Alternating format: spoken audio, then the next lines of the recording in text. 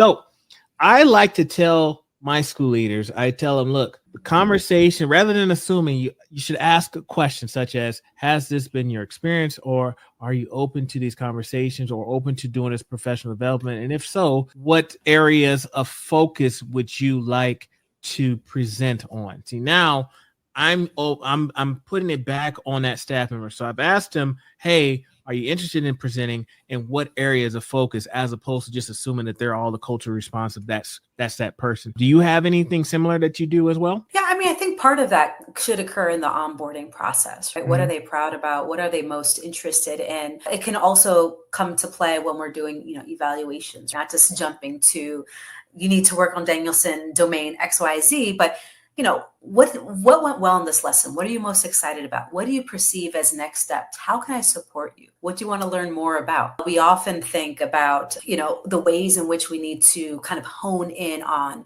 maybe perceived deficits or things that need to improve. And we all have areas that we need to improve, but we often overlook, one, opportunities for educators to name their areas of brilliance, and two, think about how do we strengthen those areas. And so again, I think just connecting and asking educators outright the areas that they want to grow can be powerful. Just ask. I know some folks they're afraid. They're afraid to ask these questions. Yeah, I mean, I think Golden Muhammad says it so well. She uses this idea of like genius, right? Mm-hmm. What is your area of genius? The teacher leaders that I work with and train, like, how can we learn from your genius? What are you amazing at that we can all learn from? What do you bring to our collective or our cohort? And to ask those questions, not in a way to, burn folks out and again, kind of pull on them. Oh, you're going to give this PD on this subject, but no, what are you awesome at? And how can I support you in fueling that passion? Got it. I like it. All right. So I'll tell you this. I mean, you've provided a lot of mic drop moments and some very, and I've learned a lot, especially, I mean, you hit home with a lot of your comments. And I think that folks that are listening to this can find your information valuable. And of course, I always encourage folks to get the book as well. Support and retain educators of color, 6 principles for culturally affirming leadership.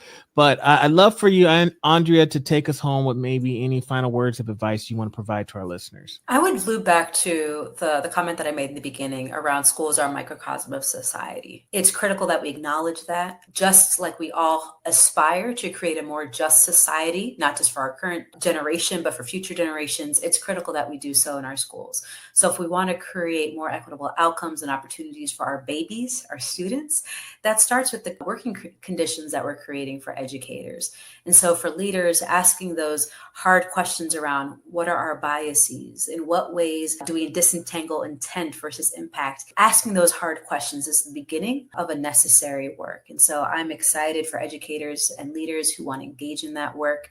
Kudos to you, you're getting started, but it is a road that requires partnership and learning from and centering ultimately the teachers of color that we seek to uplift in this profession. At the end of the day, can't be colorblind, right? And not at all. That trickles down to your community as well, not just your staff, but your students as well. Especially a lot of our schools, we see a lot more students of color within our student demographics.